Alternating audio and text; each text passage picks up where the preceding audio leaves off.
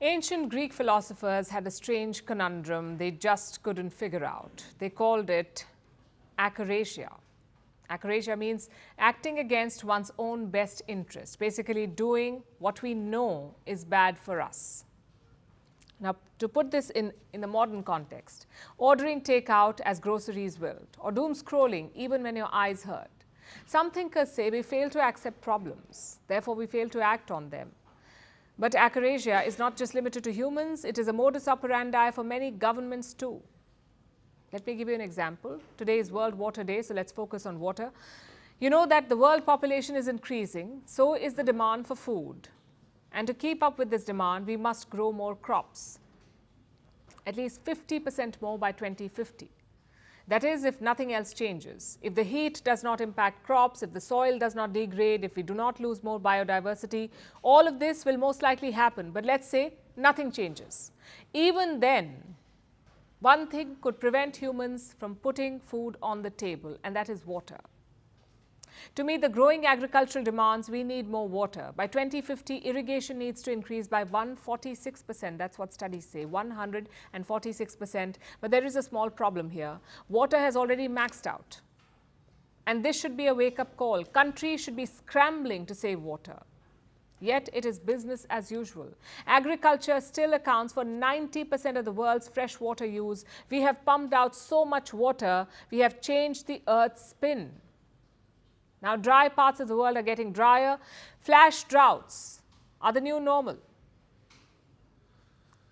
Rivers are failing to reach the sea. Ice is melting rapidly. Freshwater species are becoming extinct at 5 times the rate of species that live on land, mind you. So many problems, and one clear reason: demand for water is outstripping supply. Let me show you a map. At least 25 countries face an extreme water crisis. India is part of the list, but the worst hit are Bahrain, Cyprus, Kuwait, Lebanon and Oman. These 25 countries are home to a quarter of the world's population, which means 1/4 of the world does not have proper access to drinking water.